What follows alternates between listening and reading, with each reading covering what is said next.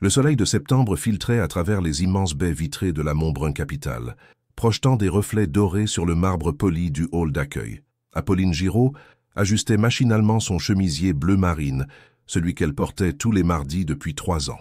Derrière son bureau d'accueil, elle observait le ballet matinal des employés pressés, leurs talons claquant sur le sol comme une symphonie urbaine familière. À 27 ans, Apolline avait perfectionné l'art de passer inaperçue. Ses cheveux châtains étaient toujours tirés en un chignon discret, ses lunettes fines encadraient des yeux noisettes qui évitaient soigneusement les regards prolongés. Elle connaissait chaque employé par son nom, chaque habitude, chaque préférence de café, mais rares étaient ceux qui se souvenaient du sien. « Bonjour Apolline », murmura Clémence Dubois en s'approchant du comptoir, ses boucles rousses encore humides de la pluie matinale. À 32 ans, Clémence travaillait au service marketing et était l'une des rares personnes à remarquer vraiment Apolline. « Tu as l'air fatiguée? Encore des insomnies ?» Apolline esquissa un sourire timide. Quelques heures de sommeil en moins, rien de grave. Elle ne mentionnait jamais les cauchemars récurrents, ces fragments de souvenirs qui refaisaient surface la nuit, vestiges d'un passé qu'elle préférait oublier. L'horloge du hall indiquait 9h15, quand Apolline réalisa qu'elle avait oublié de prendre son café habituel. Une routine pourtant immuable depuis des années, un café au lait avec une pointe de cannelle du bistrot d'en face, dégusté en silence avant l'arrivée des premiers rendez-vous. Aujourd'hui, cette petite déviation allait bouleverser sa vie. Elle griffonna rapidement une note, de retour dans 5 minutes, et se dirigea vers la sortie, ses pas rapides résonnant dans le hall désormais silencieux. Le bistrot, chez Marcel, l'accueillit avec ses odeurs familières de pain grillé et de café fraîchement moulu. Marcel, un homme bedonnant aux joues rosies par la vapeur des machines, lui adressa son sourire habituel. « Le café de mademoiselle Apolline, avec la cannelle comme toujours. » Elle sourit en retour, glissant quelques pièces sur le comptoir. Ce rituel simple était l'un des rares moments de la journée où elle se sentait vue, reconnue, même si c'était seulement pour une commande de café.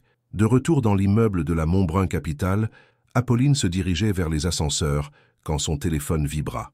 Un message de sa propriétaire concernant une visite d'appartement prévue le soir même. Distraite, elle ne remarqua pas l'homme qui attendait déjà devant l'ascenseur, dos tourné, téléphone à l'oreille. « Oui, confirme la réunion pour 10h30, disait-il d'une voix grave et assurée. « Et assure-toi que le dossier Beaumont soit sur mon bureau avant. » Les portes de l'ascenseur s'ouvrirent dans un souffle discret. Apolline entra précipitamment, toujours concentrée sur son message, quand l'homme se retourna brusquement pour raccrocher. Le choc fut inévitable. Sa tasse en carton s'écrasa contre le torse de l'inconnu, libérant son contenu brûlant sur un costume sombre qui devait valoir plus que son salaire mensuel. Apolline leva les yeux, horrifiée, et croisa le regard le plus intense qu'elle ait jamais rencontré. Éloi Montbrun, le PDG, l'homme le plus craint et respecté de l'entreprise. Un silence de plomb s'installa dans la cabine d'ascenseur. Apolline sentit son cœur s'emballer, ses joues s'enflammer.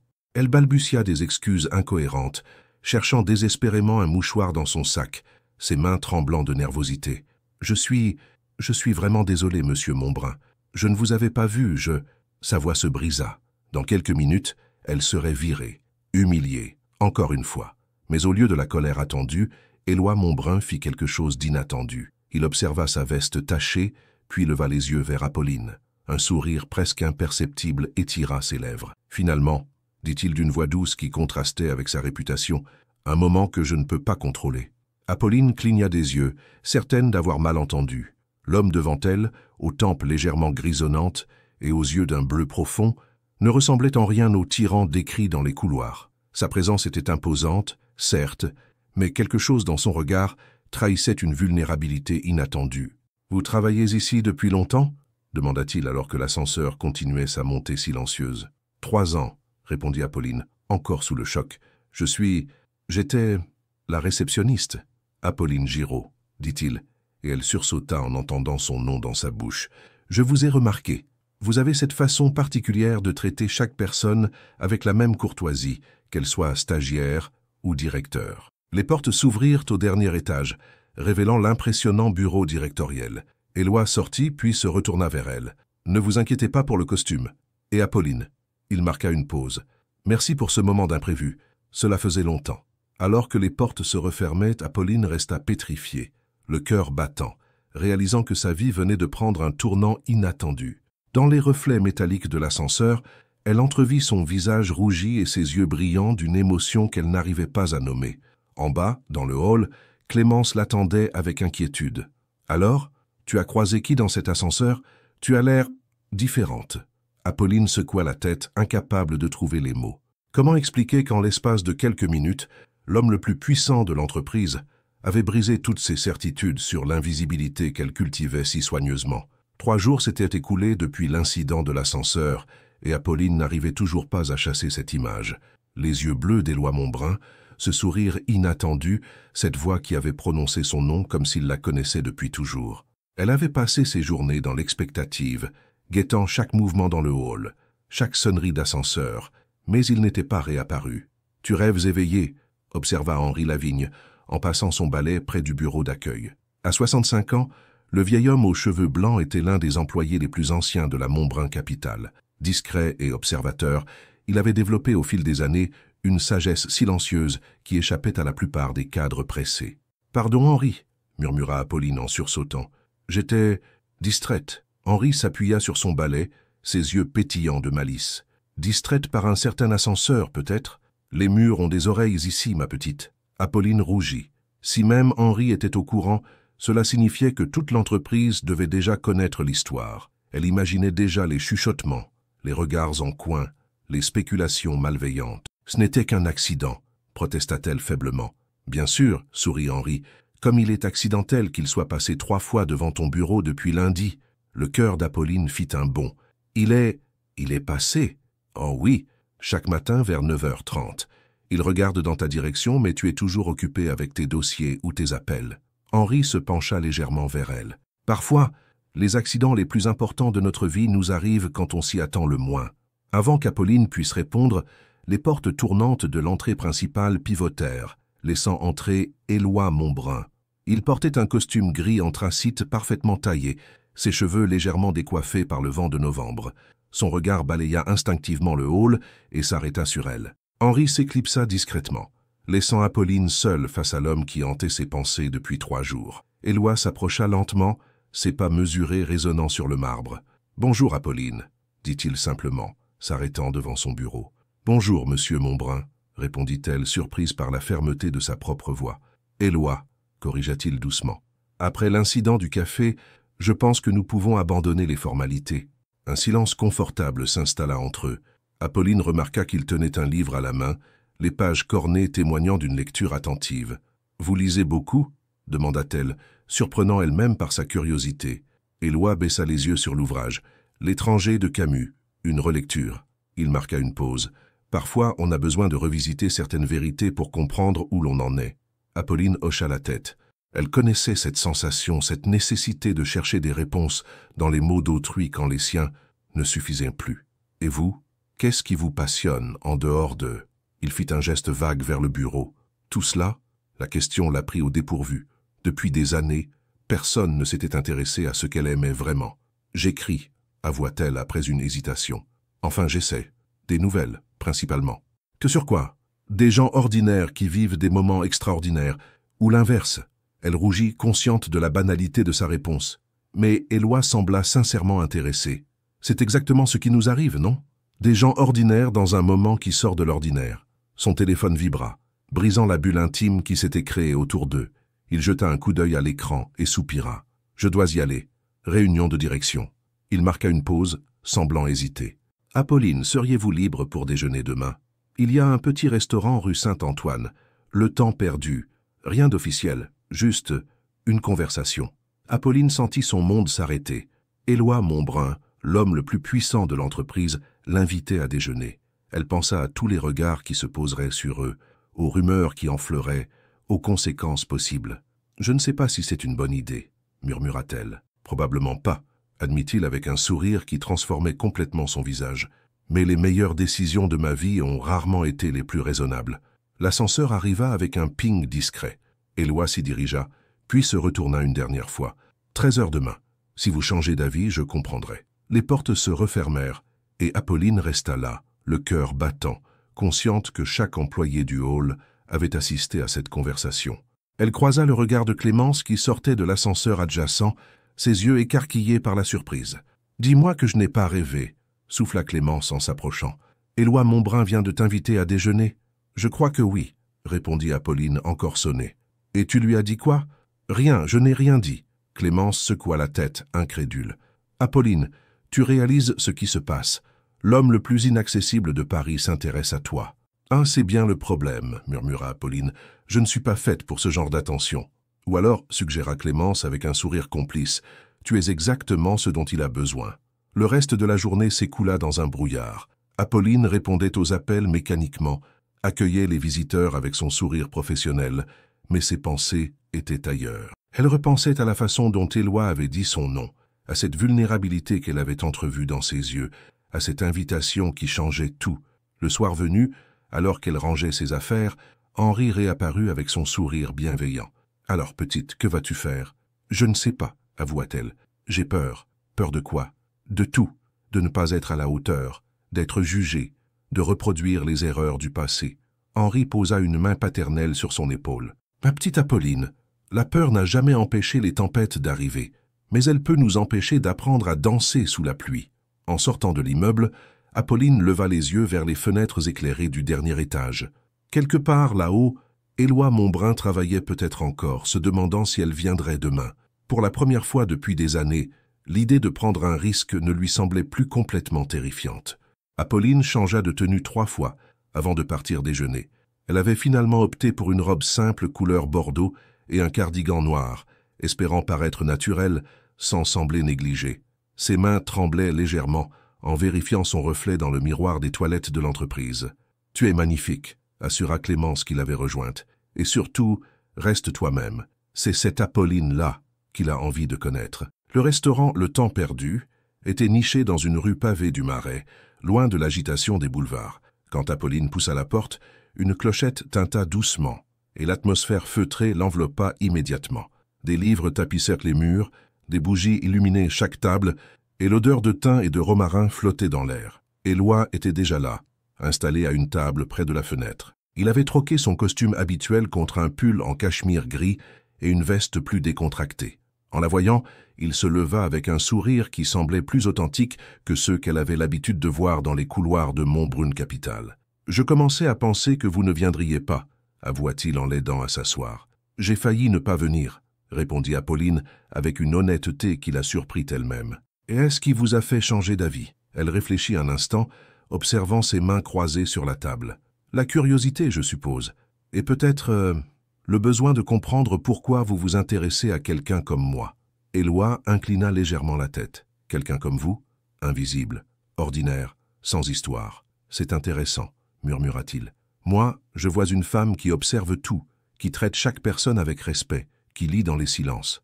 Vous savez, il y a quelque chose de reposant dans votre présence. » Le serveur s'approcha, interrompant leur échange. Ils commandèrent simplement une soupe de légumes pour elle, un plat du jour pour lui, sans consulter longuement la carte, comme s'ils préféraient se concentrer l'un sur l'autre. « Parlez-moi de vos nouvelles » demanda Éloi quand ils furent de nouveau seuls. « Vous écrivez sur des gens ordinaires, disiez-vous » Apolline hésita. Rares étaient ceux qui s'intéressaient vraiment à son écriture. Je crois que les moments les plus vrais se cachent dans les détails que personne ne remarque. Une conversation dans un ascenseur, un regard échangé dans un café, un silence qui en dit plus que 1000 mots. Comme maintenant ? Elle rougit légèrement. Peut-être. Éloi posa ses coudes sur la table, se penchant légèrement vers elle. Vous savez, j'ai dirigé des réunions avec des millionnaires, négocié des contrats de plusieurs millions d'euros, mais je n'arrive pas à me souvenir de la dernière fois où j'ai eu une conversation qui me donnait envie d'écouter plutôt que de parler. C'est difficile à croire, dit Apolline. Vous devez rencontrer des gens fascinants tous les jours. Des gens qui veulent quelque chose de moi, oui. Sa voix porta une pointe de lassitude. Vous savez ce qui m'a frappé quand vous avez renversé ce café ? Vous vous êtes excusé sincèrement. Pas parce que j'étais votre patron, pas par calcul, mais parce que vous étiez vraiment désolé. Ça fait longtemps que je n'avais pas vu d'authenticité. Leurs plats arrivèrent, mais ni l'un ni l'autre ne semblait pressé de manger. Apolline sentit quelque chose se relâcher en elle, une tension qu'elle portait depuis si longtemps qu'elle avait oublié son poids. « Et vous » demanda-t-elle courageusement. « Qu'est-ce qui vous passionne vraiment en dehors des chiffres et des stratégies ?» Éloi sourit, comme s'il ne s'attendait pas à cette question. « L'architecture ancienne. Je passe mes week-ends à visiter des églises gothiques, des châteaux oubliés. Il y a quelque chose de rassurant dans ces pierres qui ont traversé les siècles. Vous aimez les histoires que les lieux racontent, observa Apolline. Exactement. Il la regarda avec surprise. Comment avez-vous? Parce que c'est ce que je fais aussi, à ma façon. J'observe les gens et j'imagine leurs histoires. Un silence confortable s'installa. Dehors, la pluie commençait à tambouriner contre les vitres, créant une bulle d'intimité autour de leur table. « Apolline, dit soudain Éloi, puis-je vous poser une question indiscrète ?» Elle hocha la tête, le cœur battant. « Qu'est-ce qui vous a amené à choisir l'invisibilité? Parce que c'est un choix, n'est-ce pas ?» La question la frappa comme un coup de poing. Personne n'avait jamais formulé les choses ainsi. C'est compliqué. Nous avons le temps. Elle prit une profonde inspiration. Il y a quelques années, j'ai été mêlé à une histoire, compliquée, au mauvais endroit, au mauvais moment. J'ai été accusé de quelque chose que je n'avais pas fait, et même quand tout s'est éclairci, le doute est resté. Les regards, les chuchotements. J'ai appris qu'il était plus sûr de ne pas se faire remarquer. Éloi l'écouta sans l'interrompre, ses yeux bleus fixés sur elle avec une attention totale. « Je comprends, » dit-il finalement. « Moi aussi, j'ai choisi une forme d'isolement. Après la mort de mon frère dans un accident de voiture il y a 5 ans, j'ai décidé que le contrôle était la seule façon de ne plus jamais être vulnérable. C'est pour ça que vous dirigez tout avec autant de fermeté? Probablement. » Il eut un sourire triste. « Mais le contrôle, c'est épuisant. Et parfois, un café renversé vous rappelle que la vie est faite d'imprévus. » Apolline sentit quelque chose bouger dans sa poitrine, une émotion qu'elle n'arrivait pas à nommer.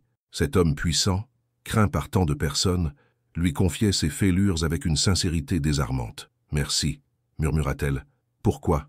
Pour m'avoir écouté, pour avoir partagé cela avec moi. » Quand ils sortirent du restaurant 2 heures plus tard, la pluie avait cessé, laissant les pavés brillants sous le soleil timide.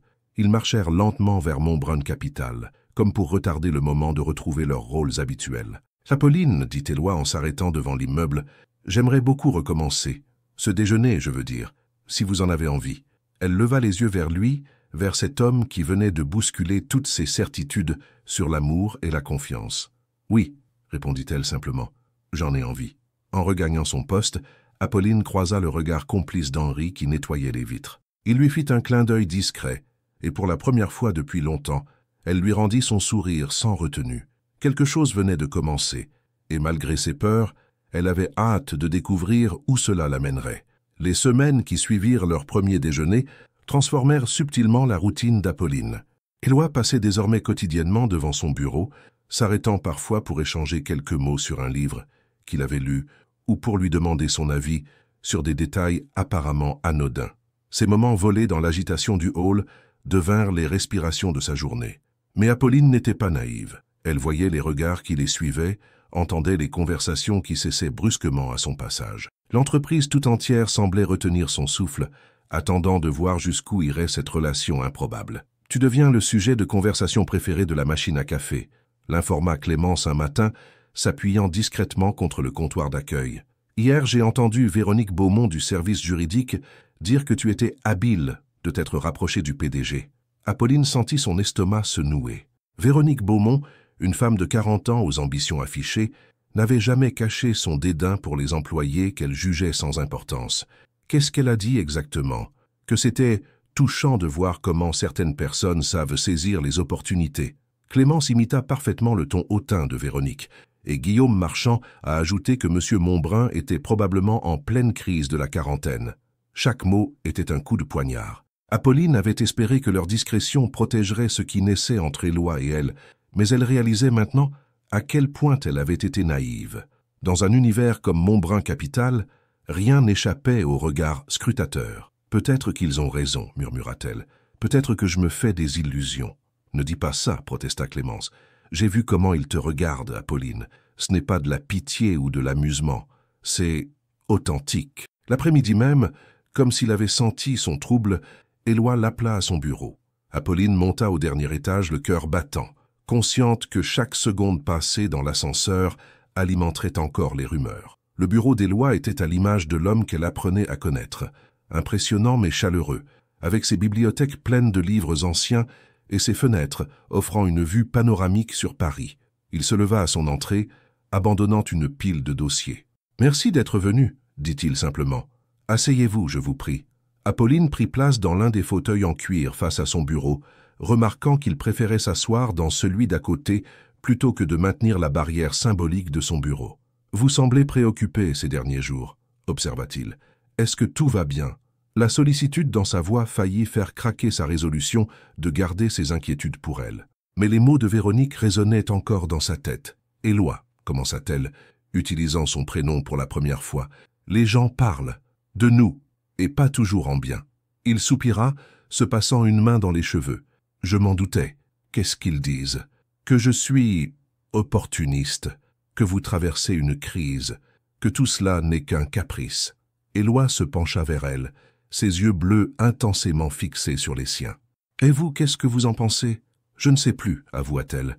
Parfois, quand je vous vois, j'oublie tout le reste, mais ensuite, je me demande si je ne rêve pas, si un homme comme vous peut vraiment s'intéresser à une femme comme moi. »« Apolline, dit-il doucement, regardez-moi. » Elle obéit, plongeant dans ce regard qui la troublait tant. « Je vais vous dire quelque chose que je n'ai jamais dit à personne. Depuis la mort de mon frère, je me suis construit une prison dorée.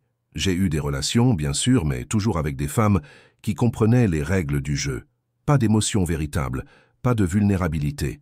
Et puis vous êtes arrivé avec votre café renversé et votre façon de vous excuser comme si ma veste valait plus que votre tranquillité d'esprit. » Il marqua une pause, cherchant ses mots. « Avec vous, je redeviens humain. Je pense à autre chose qu'au profit et aux stratégies. Vous me rappelez qui j'étais avant de devenir ce que je suis. » Apolline sentit ses défenses s'effriter. « Mais les autres ne vivent pas ma vie, » coupa-t-il fermement. « Ni la vôtre. Apolline, je ne vous demande pas de me faire confiance aveuglément. Mais donnez-nous une chance, une vraie chance. » Un coup frappé à la porte les interrompit. La secrétaire d'Éloi, Madame Rousseau, passa la tête par l'entrebâillement. « Monsieur Monbrun, excusez-moi, mais Monsieur de la Tour de la Deutsche Bank est arrivé en avance pour votre rendez-vous de 16 heures. » Éloi consulta sa montre. « Déjà? Très bien. Faites-le patienter 5 minutes au salon. » Quand ils furent à de nouveau seuls, il se tourna vers Apolline. « Je dois vous laisser, mais réfléchissez à ce que je vous ai dit. » Il hésita, puis ajouta « Samedi, j'aimerais vous emmener quelque part, loin de tout cela, loin des regards et des murmures. Accepteriez-vous » Apolline se leva, troublée par l'intensité de cet échange. « Où ? C'est une surprise, mais je vous promets que nous serons seuls pour parler, vraiment parler. » En redescendant vers le hall, Apolline croisa Véronique Beaumont près des ascenseurs. La femme lui décocha un sourire glacial. « Mademoiselle Giraud, quelle surprise de vous voir aux étages supérieurs. Réunion importante. Juste un dossier à remettre, » mentit Apolline. « Bien sûr, » répondit Véronique avec un ton qui laissait clairement entendre qu'elle n'était pas dupe. « Vous savez, ma chère, il faut être prudente dans notre environnement. Les apparences comptent énormément, et certaines associations peuvent nuire à une carrière. » Le message était clair. Apolline hocha la tête poliment et continua son chemin, le cœur lourd. De retour à son poste, elle trouva Henri, qui essuyait méthodiquement les surfaces de marbre. « Tu as l'air soucieuse, petite, » observa-t-il. « Henri, » demanda-t-elle impulsivement, « vous en pensez quoi, vous, de tout ce qui se dit ?»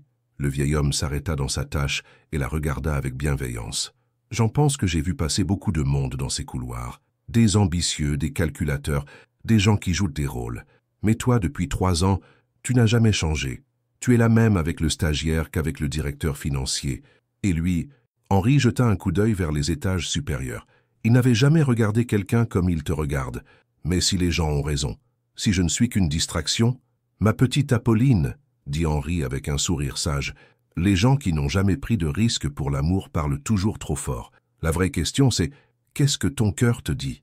En rentrant chez elle ce soir-là, Apolline réfléchit longuement aux paroles d'Henri. Son cœur lui disait qu'Éloi était sincère, que ce qu'il partageait était réel.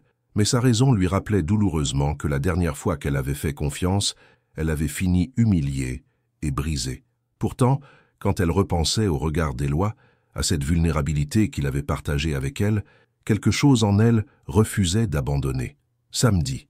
Elle avait jusqu'à samedi pour décider si elle était prête à prendre le risque de croire à nouveau. Samedi matin, Apolline se tenait devant son armoire, l'estomac noué par un mélange d'anticipation et d'appréhension. Éloi lui avait simplement dit de s'habiller confortablement et de le retrouver devant l'immeuble Monbrun à 10 heures. Le mystère de cette destination inconnue l'intriguait autant qu'il l'inquiétait. Elle opta finalement pour un jean sombre, un pull en laine crème et des bottines plates. En se regardant dans le miroir, elle reconnut à peine la femme qui la fixait. Ses yeux brillaient d'une lumière qu'elle n'avait pas vue depuis des années. Éloi l'attendait devant l'immeuble, appuyé contre une BMW bleu marine. Il portait un jean et un blouson en cuir, une tenue qui le rendait plus accessible, plus humain que ses costumes habituels. Quand il la vit arriver, son visage s'illumina d'un sourire spontané. « Vous êtes venu » dit-il simplement, mais Apolline perçut le soulagement dans sa voix. « Vous en doutiez ?»« Un peu » avoua-t-il en lui ouvrant la portière passager. « Après notre conversation de mercredi, j'ai eu peur que les rumeurs vous fassent fuir. » Pendant qu'il sortait de Paris, Apolline observa Éloi conduire. Ses mains étaient détendues sur le volant, sa posture moins rigide que d'habitude. La musique classique qui s'échappait des haut-parleurs créait une atmosphère apaisante. « Où m'emmenez-vous » demanda-t-elle finalement. « À Provins. Il y a une exposition sur l'architecture médiévale. Et ensuite, vous verrez. Provins. » Apolline connaissait cette ville médiévale, patrimoine de l'UNESCO, à 1 heure de Paris. L'idée qu'Éloi ait choisi de partager avec elle sa passion pour l'architecture ancienne la touchait plus qu'elle ne l'aurait imaginé. Ils passèrent l'après-midi à déambuler dans les rues pavées, Éloi lui expliquant l'histoire des remparts, la symbolique des gargouilles, l'évolution des techniques de construction. Apolline découvrait un homme passionné, loin de l'image du dirigeant impitoyable. Il parlait avec ses mains, ses yeux s'animaient et parfois il s'arrêtait au milieu d'une phrase pour lui demander son avis, comme s'il tenait vraiment à connaître ses pensées. « Vous savez, dit-elle tandis qu'ils admiraient la tour César, quand vous parlez d'architecture, vous devenez complètement différent, plus vous-même. » Éloi la regarda, surpris. « Comment ça? Au bureau, vous contrôlez chaque geste, chaque expression. Ici, vous laissez transparaître vos émotions. C'est beau à voir. » Un silence confortable s'installa entre eux. Le soleil déclinant teintait les pierres anciennes d'une lumière dorée, et Apolline se sentait étrangement en paix. « Apolline, dit Éloi en s'arrêtant près d'une fontaine ancienne, il faut que je vous dise quelque chose. Cette semaine, j'ai eu une réunion avec le conseil d'administration. Ils ont des inquiétudes concernant notre proximité. » Le cœur d'Apolline se serra. Quel genre d'inquiétude? Ils s'interrogent sur l'impact que cela pourrait avoir sur mon image, sur celle de l'entreprise. Ils trouvent que je me distrais. Et qu'est-ce que vous leur avez répondu? Éloi lui prit la main, geste simple mais lourd de sens. Que ma vie privée ne regardait que moi. Mais j'ai besoin que vous sachiez dans quoi nous nous engageons. Ce ne sera pas simple. Apolline sentit le poids de cette révélation. Ils veulent que vous mettiez fin à cela? Ils le suggèrent fortement. Mais je ne suis pas du genre à me laisser dicter mes choix. Il resserra sa prise sur sa main. La question c'est, êtes-vous prête à affronter cette pression? Apolline regarda leurs mains entrelacées. Quelques semaines plus tôt, elle aurait immédiatement reculé, choisissant la sécurité de l'invisibilité. Mais quelque chose avait changé en elle. J'ai peur, avoua-t-elle, mais pas de la même façon qu'avant. Avant, j'avais peur d'être jugée. Maintenant, j'ai peur de laisser la peur décider à ma place. Éloi porta sa main à ses lèvres et y déposa un baiser léger. Alors nous affronterons tout cela ensemble. Ils dînèrent dans une petite auberge traditionnelle, partageant une table près de la cheminée. La conversation dériva vers leurs rêves, leurs regrets, leurs espoirs. Apolline raconta son projet d'écrire un roman, abandonné après le scandale qui avait marqué sa vie. Éloi parla de son frère Mathias, de leur complicité, de la culpabilité qui le rongeait encore. « Il voulait que je prenne plus de risques », confia-t-il. Il disait que j'étais trop prudent, trop calculateur. Ironiquement, c'est en prenant un risque inconsidéré qu'il est mort. Alors j'ai décidé de ne plus jamais laisser l'imprévu entrer dans ma vie. Jusqu'à maintenant, jusqu'à vous, corrigea-t-il doucement. Sur le chemin du retour, Apolline posa sa tête contre l'appui-tête et observa Éloi dans la pénombre de l'habitacle. Cet homme puissant et craint lui offrait sa vulnérabilité comme un cadeau précieux. « Éloi, dit-elle soudain, ce scandale dont je vous ai parlé, vous n'êtes pas obligé de... »« Si, je le suis. Si nous devons être ensemble, vraiment ensemble, vous devez connaître toute la vérité. » Elle prit une profonde inspiration. « Il y a 4 ans, je travaillais pour une petite entreprise de consulting. Mon patron avait détourné des fonds destinés à un projet caritatif. Quand l'affaire a éclaté, il a fait croire que j'étais complice. J'ai été innocenté, mais le mal était fait. Mon nom était associé à cette histoire et plus personne ne voulait m'embaucher. » Éloi ralentit et se gara sur le bas-côté. Dans l'obscurité, il se tourna vers elle. « C'est pour cela que vous vous êtes réfugié dans l'anonymat. » « Oui, Montbrun Capital a été la première entreprise à accepter de m'embaucher, même à un poste subalterne. J'ai juré de ne plus jamais attirer l'attention. » « Quand est maintenant ?» Apolline sentit quelque chose se libérer dans sa poitrine. « Maintenant, je réalise que me cacher n'a pas effacé la douleur. Elle l'a juste endormie. Éloi tendit la main vers son visage, caressant doucement sa joue. « Apolline, vous êtes la femme la plus courageuse que je connaisse. » « Je ne me sens pas courageuse. Le courage, ce n'est pas l'absence de peur, c'est décider d'avancer malgré elle. » Quand ils arrivèrent devant l'immeuble d'Apolline, ni l'un ni l'autre ne semblaient pressés de se séparer. Éloi l'accompagna jusqu'à la porte de son petit appartement. « Merci, dit-elle simplement, pour aujourd'hui, pour m'avoir montré qui vous êtes vraiment. Merci à vous de m'avoir laissé le faire. » Il se pencha vers elle, et pour la première fois, leurs lèvres se rencontrèrent dans un baiser tendre et hésitant, chargé de toutes les émotions qu'ils avaient partagées. Quand ils se séparèrent, Apolline sut que quelque chose d'irréversible venait de se produire. Elle n'était plus la femme invisible qui évitait les regards. Elle était celle qui avait choisi de faire confiance malgré tout.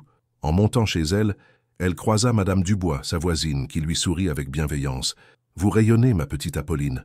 L'amour vous va bien. » Pour la première fois depuis des années, Apolline ne nia pas, ne détourna pas le regard. Elle sourit simplement et murmura « Merci, Madame Dubois ». Le changement était en marche et elle était prête à l'accueillir. Le lundi matin suivant leur escapade à Provins, Apolline arriva au bureau avec une assurance nouvelle. Quelque chose dans sa démarche avait changé. Ses épaules étaient plus droites, son regard plus direct. Clémence le remarqua immédiatement. « Tu as l'air différente », observa son amie en s'approchant du comptoir d'accueil. « Samedi s'est bien passé. »« Mieux que bien », répondit Apolline avec un sourire qu'elle ne cherchait plus à dissimuler. Mais son bonheur allait être de courte durée. Vers 11 heures, alors qu'elle triait des documents, un homme en costume gris s'approcha de son bureau. La quarantaine, des cheveux clairs semés et un regard calculateur qu'elle reconnut immédiatement. « Bonjour Apolline. » Son sang se glaça. Damien Roussel, son ancien collègue, celui qui avait confirmé les accusations mensongères de leur ex-patron 4 ans plus tôt, celui qui avait choisi de sauver sa propre carrière en la sacrifiant. « Damien », parvint-elle à articuler, sa voix tremblant légèrement. « Qu'est-ce que tu fais ici ?»« Je travaille pour le cabinet d'audit qui examine les comptes de Montbrun Capital. Quelle coïncidence, n'est-ce pas ?» Son sourire était aussi faux que dans ses souvenirs. « Je ne m'attendais pas à te retrouver. Ici. » Henri, qui nettoyait non loin, perçut la tension et se rapprocha discrètement. « C'est temporaire, j'espère, » continua Damien, en jetant un regard appuyé vers les étages supérieurs. « Parce que d'après ce que j'entends dire, tu as trouvé d'autres moyens de gravir les échelons. Je ne vois pas de quoi tu parles. Voyons, Apolline. Tout pari financier parle de ta proximité avec Éloi Montbrun. C'est intéressant comme stratégie, très différent de tes méthodes habituelles. » Apolline sentit la colère monter en elle, mais aussi cette peur familière qui la paralysait. « Qu'est-ce que tu veux, Damien ?»« Rien de particulier, juste rattraper le temps perdu avec une ancienne collègue. » Il se pencha légèrement vers elle. « Tu sais, j'ai gardé quelques documents de l'époque, des emails, des témoignages, au cas où. » La menace était claire. Apolline blêmit, comprenant immédiatement où il voulait en venir. « Ces documents ne prouvent rien, » murmura-t-elle. « J'ai été innocentée. »« Innocentée, oui, mais les apparences... » Il haussa les épaules. « Dans notre milieu, les apparences comptent parfois plus que la vérité. Et ton nouveau protecteur pourrait trouver gênant que certaines histoires refassent surface. » Henri s'approcha alors, son balai à la main. « Monsieur, intervint-il poliment mais fermement, vous gênez le travail de mademoiselle Giraud. Si vous n'avez pas de rendez-vous officiel, je vais devoir vous demander de vous présenter à la sécurité. » Damien toisa le vieil homme avec mépris. « Ce n'est rien. Nous avions juste une conversation amicale entre anciens collègues. » Il se tourna vers Apolline. « Nous aurons l'occasion de reparler, j'en suis sûr. Je serai là toute la semaine. » Quand il s'éloigna, Apolline s'effondra littéralement sur sa chaise, ses mains tremblant violemment. « Ma petite, » dit Henri avec inquiétude, « qui était cet homme ? » « Quelqu'un de mon passé, quelqu'un qui pourrait tout détruire. » Henri s'assit sur le bord de son bureau, ignorant le protocole. « Tu veux me raconter ?» Apolline leva vers lui des yeux emplis de larmes. « Henri, que feriez-vous si quelqu'un menaçait de détruire la seule chose belle qui vous soit arrivée depuis des années ? »« Je me battrai, » répondit-il sans hésiter. « Mais d'abord, je préviendrai ceux qui m'aiment. » L'après-midi fut un calvaire. Apolline ne cessait de regarder vers l'entrée, craignant de voir réapparaître Damien. Quand Éloi passa devant son bureau vers 16 heures, comme il en avait pris l'habitude, elle eut du mal à lui sourire normalement. « Tout va bien ?» demanda-t-il, remarquant immédiatement son état. « Oui, juste fatigué. » Il l'observa attentivement. « Apolline, vous me mentez. » Elle jeta un coup d'œil autour d'eux. Plusieurs employés traînaient près des ascenseurs et elle aperçut Véronique Beaumont qui observait leur échange avec un intérêt évident. « Pas ici, » murmura-t-elle. Mon bureau. Maintenant. Ce n'était pas une demande, mais un ordre, prononcé avec la fermeté du PDG qu'il était. Apolline le suivit, consciente des regards qui les accompagnaient.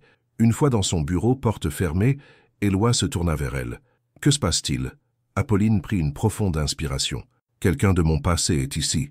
Il me fait du chantage. » Le visage d'Éloi se durcit instantanément. « Qui » Damien Roussel. Il fait partie de l'équipe d'audit. Il a des documents, des choses qui pourraient sembler compromettantes si elles étaient sorties de leur contexte.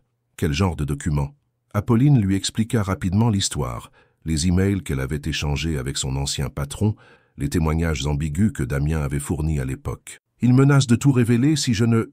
Elle s'interrompit, incapable de formuler la suite. Si vous ne me quittez pas, compléta Éloi, sa voix glaciale. Elle hocha la tête, les larmes aux yeux. Éloi tourna le dos un instant, regardant par la fenêtre. Quand il se retourna, son expression était celle du dirigeant impitoyable qu'elle connaissait de réputation. « Donnez-moi son nom complet et le cabinet pour lequel il travaille. » Éloi, non. Si vous intervenez, il saura que je vous ai tout dit. Cela ne fera qu'empirer les choses. « Apolline, dit-il en s'approchant d'elle, cet homme mise sur votre peur, sur le fait que vous allez vous taire et subir, comme vous l'avez fait pendant 4 ans. Mais vous n'êtes plus seul. Et si les documents qui la font vraiment du mal à votre réputation, à l'entreprise ?» Éloi prit son visage entre ses mains. « Regardez-moi. Vous croyez vraiment que je pourrais vous abandonner à cause de mensonges vieux de 4 ans? Je ne sais plus quoi penser. Tout allait si bien et maintenant, nous allons régler ce problème, ensemble. » Il marqua une pause. « Mais j'ai besoin que vous me fassiez confiance.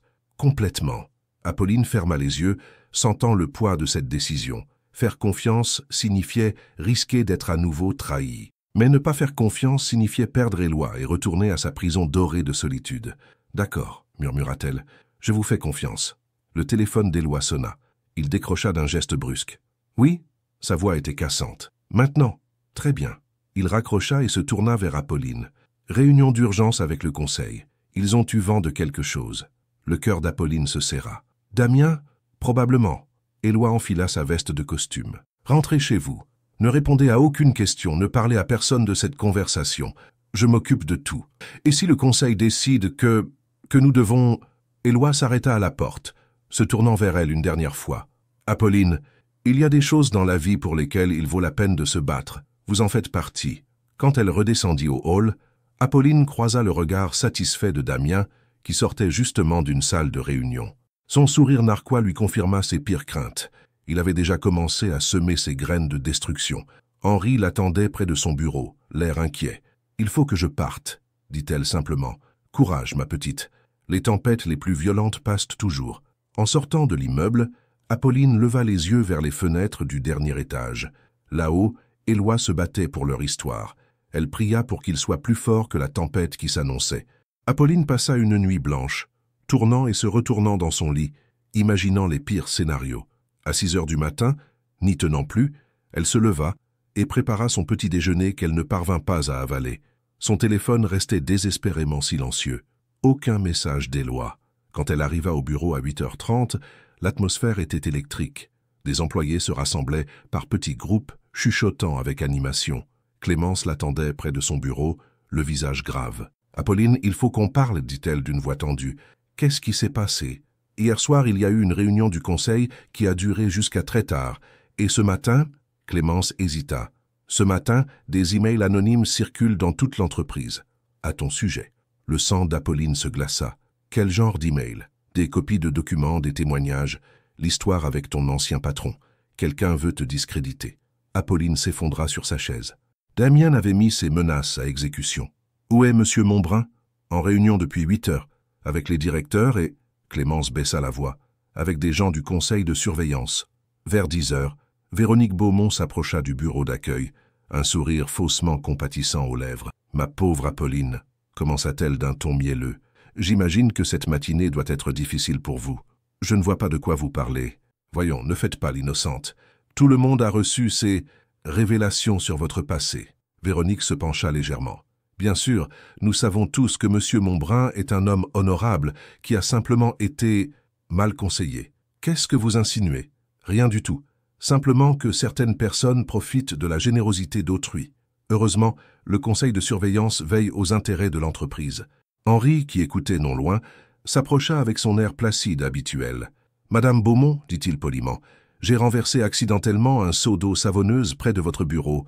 Vous devriez aller voir. » Véronique le toisa avec dédain, mais s'éloigna, comprenant qu'elle n'était pas la bienvenue. « Merci, Henri, » murmura Apolline. « Les vautours tournent toujours autour des blessés, » observa le vieil homme. « Mais ils oublient que les blessés peuvent guérir et devenir plus forts. » À 11h30, l'assistante d'Éloi descendit au hall.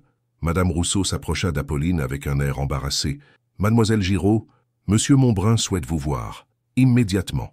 Apolline monta au dernier étage, le cœur battant. Quand elle entra dans le bureau d'Éloi, elle découvrit qu'il n'était pas seul. 3 hommes en costume sombre étaient assis face à son bureau, des membres du conseil de surveillance. Éloi se leva à son entrée. Son visage était fermé, mais ses yeux cherchèrent immédiatement les siens. Elle y lut une détermination farouche. « Apolline, » dit-il formellement, « voici messieurs Dubois, Moreau et Leclerc, du conseil de surveillance. Ils souhaitent vous poser quelques questions. » L'un des hommes, la soixantaine distinguée, se racla la gorge. « Mademoiselle Giraud, nous avons pris connaissance de certains éléments concernant votre passé professionnel. Pouvez-vous nous expliquer les circonstances de votre départ de votre précédent emploi ?» Apolline sentit ses jambes trembler. « J'ai été innocentée de toutes les accusations portées contre moi. L'enquête a prouvé que j'étais victime et non complice. »« Certes, » intervint un autre homme, « mais vous comprendrez que l'image de notre entreprise suffit. » La voix d'Éloi claqua dans le bureau. Tous les regards se tournèrent vers lui. Cette femme a été innocentée par la justice. Remettre en question cette décision relève de la diffamation. Éloi, dit le premier homme avec condescendance, nous comprenons que vous puissiez être émotionnellement impliqué, mais en tant que PDG, vous devez considérer l'intérêt supérieur de l'entreprise. L'intérêt supérieur de l'entreprise ? Éloi contourna son bureau, se plantant face aux 3 hommes. Voulez-vous dire que harceler une employée innocente sur la base de documents falsifiés serve notre image? Documents falsifiés, s'enquit le 3e homme. Parfaitement. J'ai fait vérifier ces soi-disant preuves par notre service juridique. Certains emails ont été modifiés, des témoignages tronqués. Whoever a orchestré cette campagne de diffamation s'est montré particulièrement créatif. Apolline le regarda, abasourdi. Il avait réussi à prouver la manipulation. De plus, continua Éloi, j'ai découvert que celui qui a diffusé ces documents, Damien Roussel, a un conflit d'intérêts majeur. Il travaille pour un cabinet concurrent qui essaie d'obtenir notre contrat d'audit depuis 2 ans. Le silence se fit dans la pièce. Les 3 hommes échangèrent des regards embarrassés. « Vous voulez dire que… » commença l'un d'eux. « Je veux dire que nous avons été manipulés.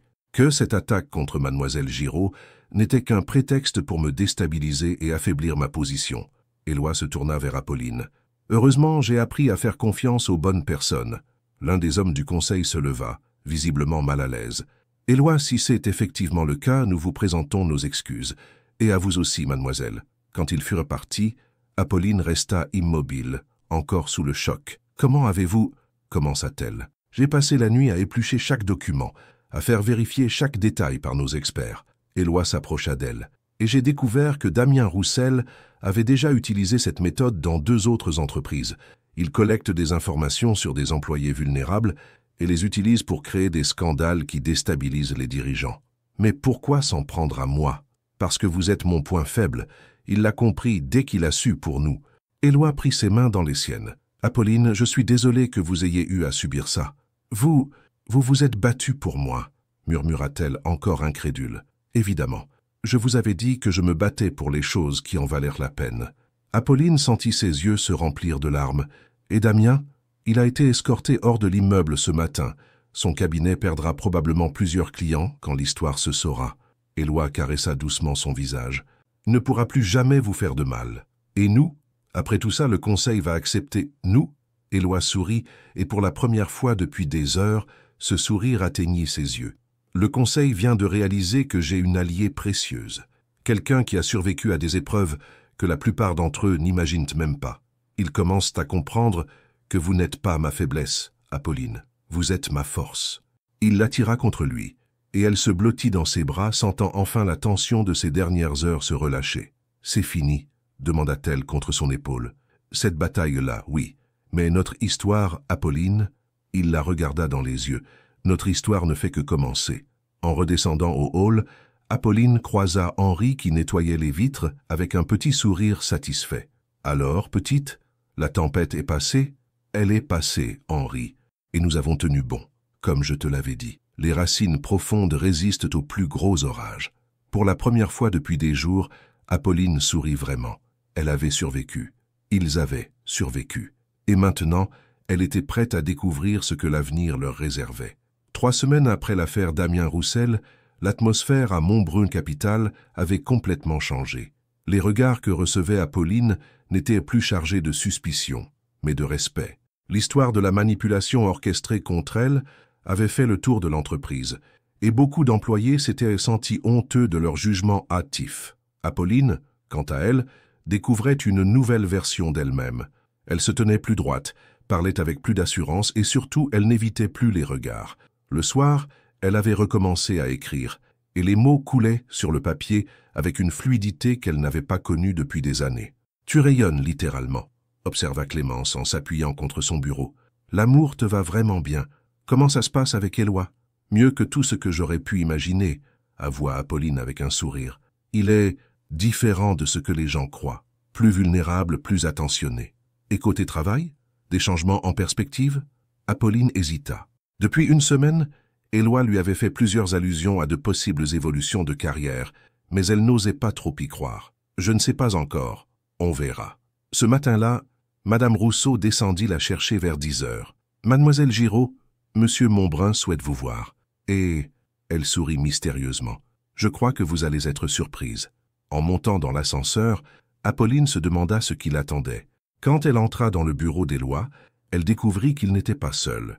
Une femme élégante d'une 50aine d'années était assise face à lui, ainsi qu'un homme que Apolline reconnut vaguement comme étant du service des ressources humaines. « Apolline, dit Éloi en se levant, j'aimerais vous présenter Caroline Dufresne, notre nouvelle directrice du développement stratégique. Caroline, voici Apolline Giraud. » La femme se leva et tendit la main à Apolline avec un sourire chaleureux. « Mademoiselle Giraud, Éloi m'a beaucoup parlé de vous, de votre perspicacité, de votre intégrité et de vos compétences en analyse. » Apolline jeta un regard interrogateur vers Éloi qui arborait une expression indéchiffrable. « Asseyez-vous, je vous prie, » continua Caroline. « Nous avons une proposition à vous faire. » Apolline s'installa, le cœur battant. « Comme vous le savez peut-être, » reprit Caroline, « Montbrun-Capitale se développe à l'international. Nous ouvrons de nouveaux bureaux. Nous diversifions nos activités. Pour cela, nous avons besoin de personnes capables de comprendre les enjeux humains derrière les chiffres. » Elle marqua une pause, observant Apolline attentivement. « Éloi m'a montré les nouvelles que vous écrivez, votre façon d'analyser les comportements, de saisir les nuances psychologiques.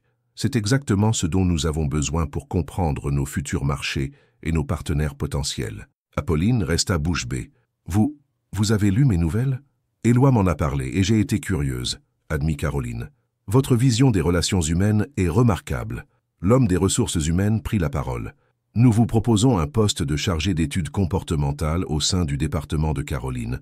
Cela impliquerait des voyages, des rencontres avec des clients internationaux, de l'analyse de marché. Mais je n'ai aucune formation en... »« Ah, vous avez quelque chose de plus précieux que des diplômes, » l'interrompit Caroline. « Vous avez de l'intuition et de l'empathie. Le reste s'apprend. » Apolline regarda Éloi, cherchant dans ses yeux une indication sur ce qu'elle devait répondre.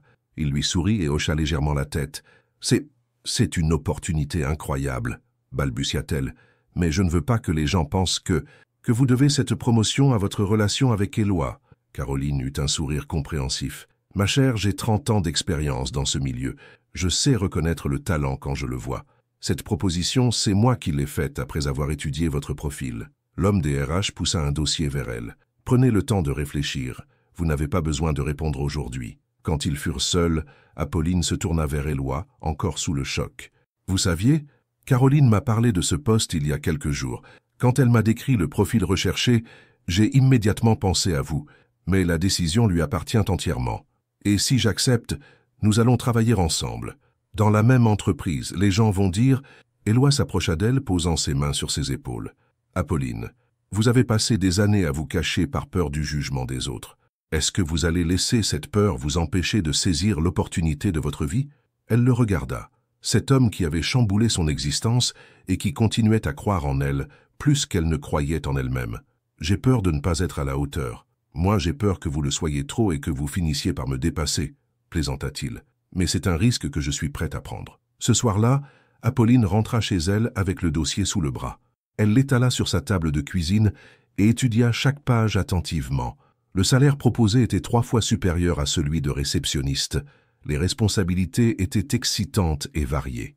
Et surtout, ce poste lui permettrait d'utiliser ses véritables compétences.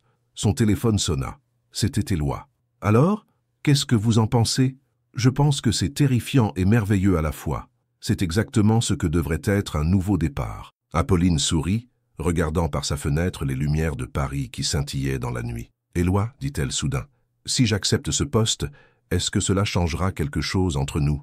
Bien sûr que oui. Vous ne serez plus la réceptionniste timide que j'ai rencontrée. Vous serez ma partenaire professionnelle et personnelle. Cela ne vous fait pas peur ? Si, terriblement. Mais comme le disait mon frère, les meilleures choses de la vie nous font toujours un peu peur au début. » Après avoir raccroché, Apolline s'installa à son bureau et ouvrit son carnet d'écriture. Pour la première fois depuis des années, elle ne commença pas une nouvelle sur des gens ordinaires vivant des moments extraordinaires. Cette fois, elle écrivit sa propre histoire. « Il était une fois une femme qui avait oublié qu'elle pouvait voler, » écrivit-elle, jusqu'au jour où quelqu'un lui rappela qu'elle avait des ailes. Le lendemain matin, quand elle arriva au bureau, Henri l'attendait avec son sourire bienveillant habituel. « Alors, petite, prête pour la prochaine aventure ? Comment savez-vous ? Les bonnes nouvelles voyagent vite dans les couloirs, et celle-ci en est une très bonne. » Apolline regarda une dernière fois son bureau de réceptionniste, puis leva les yeux vers les étages supérieurs. Quelque part là-haut, un nouveau chapitre de sa vie l'attendait. « Oui, Henri, dit-elle avec détermination.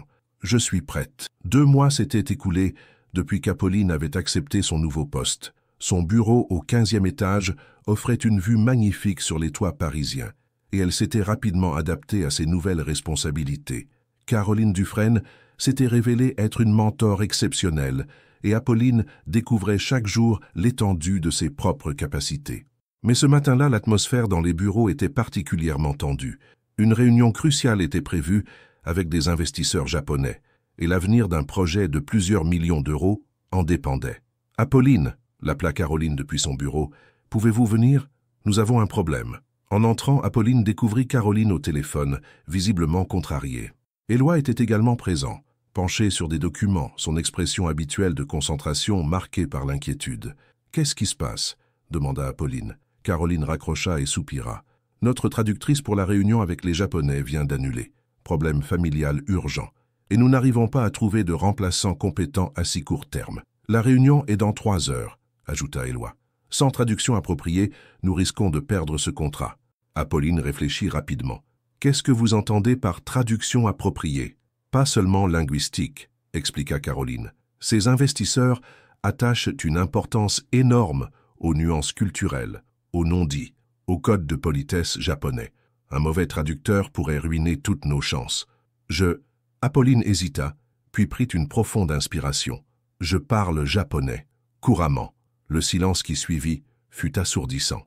Caroline et Éloi la regardèrent avec stupéfaction. « Vous parlez japonais ?» répéta Caroline. « Depuis quand ?»« J'ai vécu à Tokyo pendant 2 ans après mes études. J'enseignais le français dans une école de langue. » Apolline rougit légèrement. « Je n'ai jamais pensé que cela pourrait être pertinent ici. » Éloi se leva brusquement. « Pourquoi ne nous l'avez-vous jamais dit ?»« Parce que... » Apolline chercha ses mots. « Parce que j'ai appris à ne mentionner que ce qui était strictement nécessaire. Et puis quand je suis revenu du Japon, c'était juste avant l'affaire avec mon ancien patron. J'ai voulu oublier cette période. » Caroline secoua la tête, incrédule. « Apolline, vous réalisez que vous pourriez nous sauver ?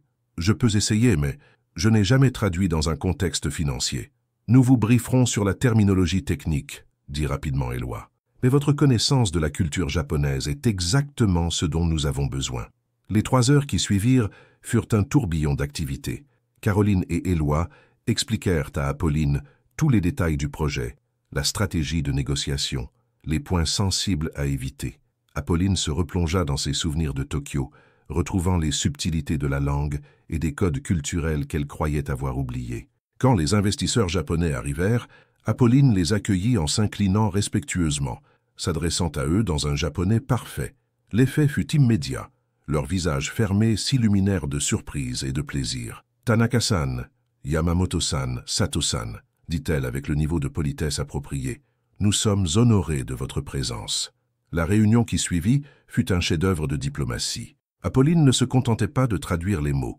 Elle transmettait les intentions, expliquait les nuances culturelles des deux côtés et même anticipait les questions non formulées. Quand M. Tanaka fit une remarque subtile sur l'importance de la confiance à long terme, Apolline saisit immédiatement qu'il testait l'engagement de Montbrun Capital. « Tanaka-san exprime une préoccupation légitime sur notre vision à long terme », traduisit-elle pour Éloi. Il fait référence au concept de Shinrai, la confiance profonde qui ne se construit qu'avec le temps et la constance. Éloi hocha la tête et répondit directement en regardant M. Tanaka. « Dites à Tanaka-san que chez Montbrun Capital, nous croyons que les meilleures relations d'affaires sont celles qui se construisent sur plusieurs générations.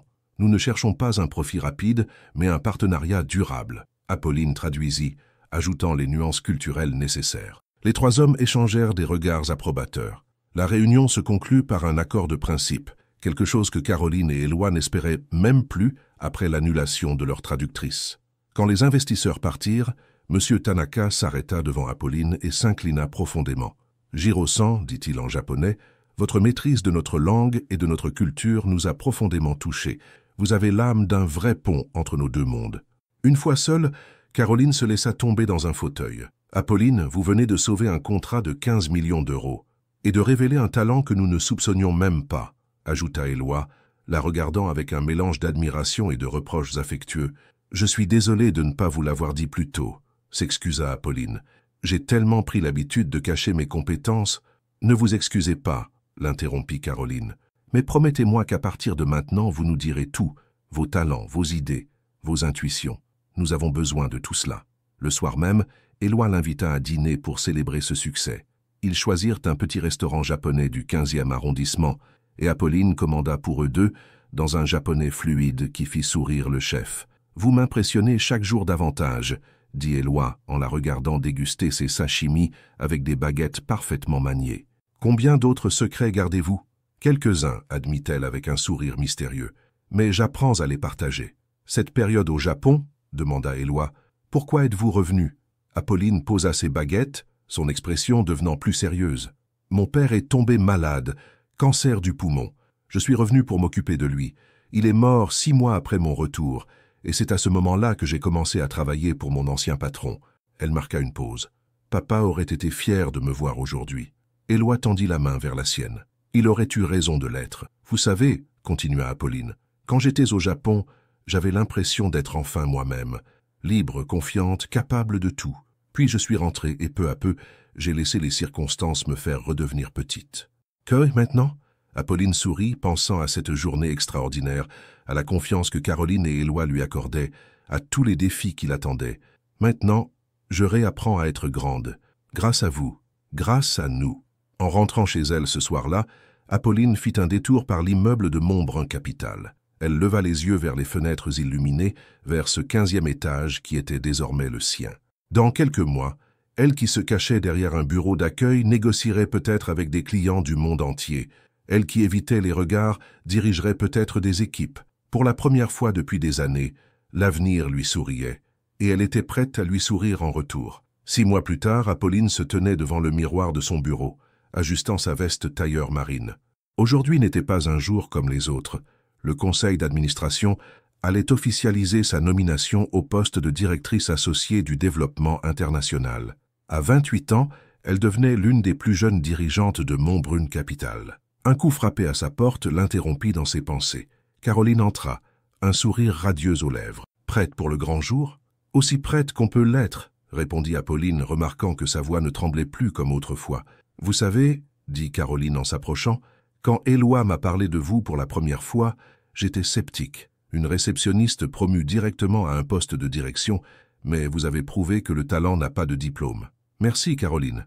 Pour tout. » La réunion du conseil se déroula dans la grande salle de conférence du 20e étage. Apolline présenta son rapport sur les nouveaux marchés asiatiques, détaillant les opportunités au Japon, en Corée et à Singapour. Sa voix était claire, ses arguments précis, sa présence naturellement autoritaire. Quand elle eut terminé, M. Dubois, le président du conseil, prit la parole. « Mademoiselle Giraud, en l'espace de quelques mois, vous avez transformé notre approche internationale. Le contrat japonais que vous avez sauvé n'était que le début. Grâce à votre travail, nous avons signé 3 nouveaux partenariats majeurs. Il marqua une pause, balayant l'assemblée du regard. C'est donc avec unanimité que le Conseil ratifie votre nomination au poste de directrice associée du développement international. Des applaudissements polis résonnèrent dans la salle. Apolline croisa le regard d'Éloi, qui lui sourit avec une fierté évidente. Mais au lieu de la joie pure qu'elle aurait dû ressentir, une sensation étrange l'envahit, comme si quelque chose d'important manquait à ce moment de triomphe. Après la réunion, Éloi la rejoignit dans son bureau. « Félicitations, madame la directrice », dit-il en fermant la porte derrière lui. « Merci », répondit-elle, mais son ton manquait d'enthousiasme. Éloi fronça les sourcils. « Vous n'avez pas l'air heureuse. » Apolline s'assit derrière son bureau, regardant par la fenêtre les toits de Paris. « Je le suis, vraiment. C'est juste que… » Elle chercha ses mots. « Pendant des années, j'ai rêvé d'un moment comme celui-ci. Mais maintenant qu'il arrive, je réalise que ce qui compte vraiment, ce n'est pas le titre ou la reconnaissance. C'est nous. » Éloi s'approcha, s'asseyant sur le bord de son bureau. « Apolline, qu'est-ce qui vous préoccupe? Les gens vont dire que j'ai eu cette promotion grâce à notre relation, que je ne la mérite pas vraiment. Et vous, qu'est-ce que vous en pensez? Je sais que je la mérite. » Sa voix était ferme, certaine. « Mais j'ai réalisé quelque chose d'important aujourd'hui. » Elle se leva, se plantant face à lui. « Éloi, je ne veux plus me cacher, plus jamais, ni mes sentiments, ni mes compétences, ni mes choix. Alors je vais faire quelque chose qui va choquer tout le monde. » « Quoi donc ?» Apolline prit une profonde inspiration. « Je vais démissionner de Montbrun Capital. » Le silence qui suivit fut assourdissant. Éloi la regardait comme si elle venait de parler une langue étrangère. « Vous… Quoi ?»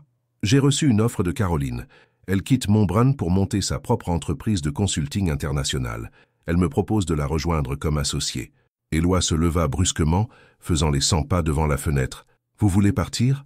Après tout ce que nous avons construit? »« Non !» dit fermement Apolline. « Je veux construire quelque chose de nouveau, quelque chose qui n'appartient qu'à moi. » Elle s'approcha de lui, posant une main sur son bras. « Éloi, tant que je travaillerai ici, il y aura toujours un doute. Les gens se demanderont toujours si mes succès sont dus à mon travail ou à notre relation. Et, honnêtement, moi aussi parfois. Mais cette promotion, je la refuse. » Sa voix était calme mais déterminée. « Je choisis de partir au sommet, en prouvant que je peux réussir par moi-même. » Éloi la regarda longuement, et elle vit passer tant d'émotions dans ses yeux. Surprise, douleur, mais aussi admiration. « Et nous ?» demanda-t-il finalement. « Nous, c'est la chose la plus importante de ma vie. Mais pour que ça fonctionne vraiment, il faut que nous soyons égaux. 2 personnes indépendantes qui choisissent d'être ensemble, pas un PDG et son employé. » Éloi s'assit dans un fauteuil, se passant une main dans les cheveux. « Vous avez raison, » admit-il après un long silence. « Je déteste l'admettre, mais vous avez raison. » Il leva les yeux vers elle. « Mais j'ai une condition. » « Laquelle? Si vous partez, si vous créez votre propre entreprise, je veux être votre premier client. Montbrun Capital aura besoin d'un cabinet de consulting pour ses projets internationaux. » Apolline sourit, sentant une bulle de joie éclater dans sa poitrine. « Vous feriez ça, Apolline. Je vous ai dit une fois que vous n'étiez pas ma faiblesse, mais ma force. Vous prouver que j'avais raison sera le plus beau cadeau que vous puissiez me faire. » 3 mois plus tard, Apolline était assise dans un café de Saint-Germain face à une journaliste du Figaro Économie. L'entreprise qu'elle avait montée avec Caroline, Passerelles Internationales, était déjà considérée comme l'une des success stories de l'année. « Mademoiselle Giraud, » demanda la journaliste, « comment résumeriez-vous votre parcours? De réceptionniste à directrice d'entreprise en moins d'1 an, c'est exceptionnel. » Apolline réfléchit un instant, puis sourit. « Je ne suis pas la femme qui a renversé du café sur le billionario. Je suis la femme qui a appris à renverser les limites que le monde tentait de m'imposer. Et votre relation avec Éloi Montbrun, les rumeurs parlent de fiançailles. Monsieur Montbrun et moi, nous construisons quelque chose de beau ensemble. Pas parce que l'un a besoin de l'autre, mais parce que nous choisissons d'être ensemble. C'est ça, le vrai amour, le choix quotidien de l'autre. » Ce soir-là, Éloi l'attendait dans leur restaurant habituel, le temps perdu.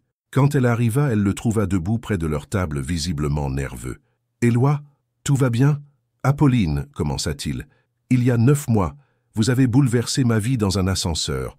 Depuis, vous n'avez cessé de me surprendre, de me défier, de me rendre meilleur. » Il s'agenouilla soudain, sortant un écrin de sa poche. « Vous m'avez appris que l'amour, ce n'est pas le contrôle ou la possession. C'est la liberté de choisir, encore et encore, la même personne. » Apolline porta ses mains à sa bouche, les larmes aux yeux. Apolline Giraud, femme libre, indépendante, formidable, voulez-vous choisir de construire une vie avec moi? Oui, murmura-t-elle, puis plus fort. Oui.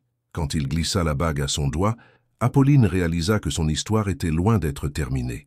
Elle commençait tout juste. Plus tard, blottie contre Éloi dans leur appartement qu'ils partagèrent désormais, elle repensa à cette matinée fatidique où elle avait renversé son café. Henri avait eu raison. Les accidents les plus importants arrivent quand on s'y attend le moins. « À quoi pensez-vous » murmura Éloi contre ses cheveux. « Au chemin parcouru, à celui qui nous attend. » Elle se tourna vers lui. « À nous. » « Qu'est-ce que vous voyez ?» Apolline sourit, pensant à l'entreprise qu'elle dirigeait, aux défis qu'elle relevait chaque jour, à l'homme qu'elle aimait et qui la respectait pour ce qu'elle était vraiment. « Je vois une femme qui a appris à ne plus se cacher. Je vois un homme qui a appris à partager le pouvoir. Et je vois un amour qui grandit parce qu'il nous rend libres. » Dehors, Paris scintillait dans la nuit. Et pour la première fois de sa vie, Apolline Giraud se sentait vraiment à sa place dans ce monde. Non pas parce qu'elle s'y cachait, mais parce qu'elle avait choisi d'y briller. L'histoire d'un café renversé s'achevait. Celle d'un amour construit commençait. Automne 2029. Apolline Montbrun-Giraud ajusta son micro-casque tout en observant l'écran de son ordinateur portable. Depuis son bureau parisien de Passerelles Internationales, elle dirigeait une visioconférence avec des clients de Tokyo, Londres et New York. Son entreprise employait désormais 43 personnes réparties sur 3 continents. « Merci pour cette excellente collaboration », conclut-elle en japonais avant de fermer son ordinateur. Dehors, les feuilles dorées de l'automne dansaient devant les fenêtres de son bureau, situé dans un bel immeuble haussmannien du 8e arrondissement. Un coup léger frappé à sa porte la fit se retourner. Caroline entra portant une pile de dossiers et un sourire satisfait. La réunion avec Tokyo s'est bien passée. Parfaitement. Le contrat de Singapour est signé. Apolline se leva, s'étirant légèrement. Caroline, vous réalisez qu'il y a 5 ans, j'étais terrifié à l'idée de prendre la parole en public, et maintenant vous dirigez des négociations intercontinentales comme si vous étiez né pour ça. Caroline posa les dossiers sur le bureau. D'ailleurs, j'ai reçu 3 nouvelles demandes de collaboration cette semaine. Votre réputation vous précède, ma chère associée. Apolline sourit en feuilletant les propositions. Parmi elles, une demande particulièrement intéressante.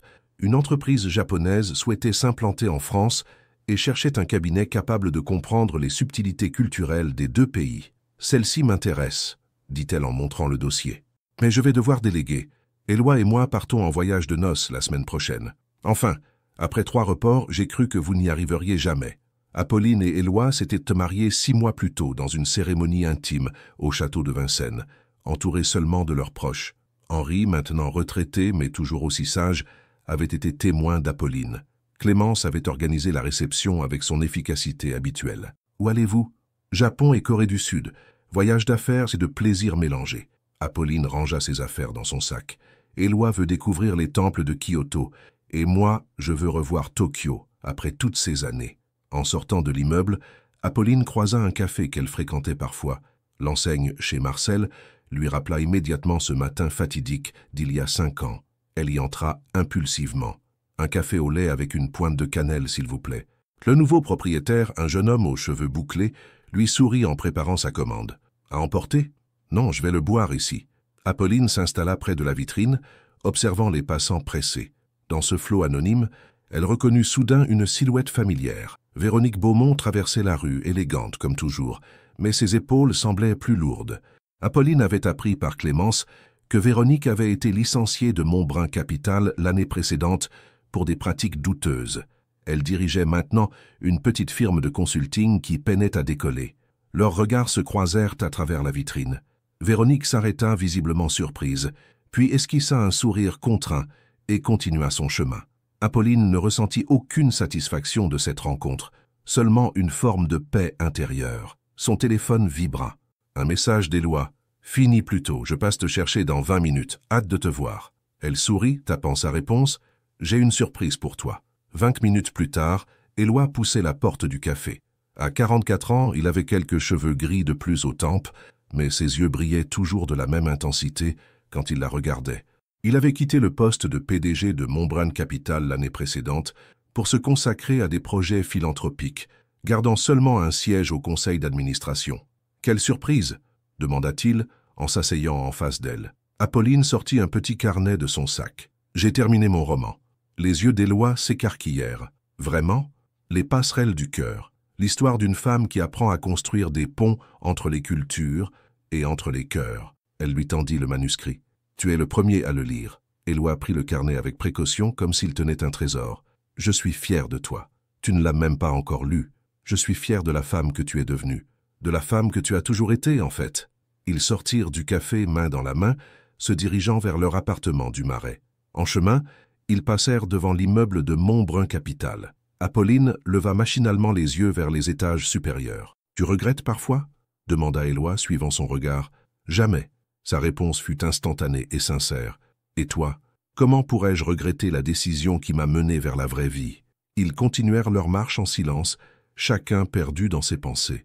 Apolline repensait au chemin parcouru, de la réceptionniste invisible à la dirigeante respectée, de la femme qui se cachait à celle qui construisait des ponts entre les mondes. « Éloi, dit-elle soudain, tu te souviens de ce que tu m'as dit le premier jour?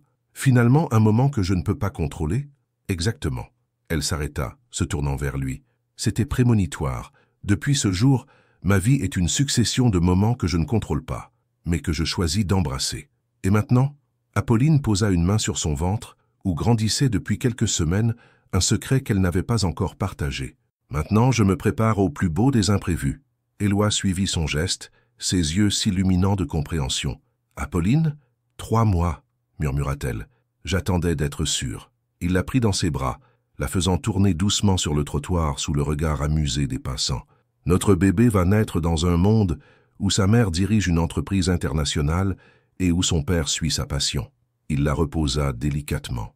Il va grandir en sachant qu'on peut tout recommencer, qu'on peut choisir sa vie. Ce soir-là, dans leur salon baigné par la lumière douce des bougies, Apolline écrivait les dernières lignes de son journal intime. « Il y a 5 ans, j'ai renversé un café sur un inconnu dans un ascenseur. Aujourd'hui, cet inconnu est devenu mon mari, mon partenaire, mon complice. Nous attendons notre premier enfant et je dirige l'entreprise de mes rêves. Les gens me demandent souvent quel est le secret de ma réussite. Je leur réponds toujours la même chose. Il n'y a pas de secret. Il y a juste le courage d'arrêter de se cacher, de faire confiance et de choisir l'amour plutôt que la peur. Je ne suis plus la femme qui renversait du café par maladresse.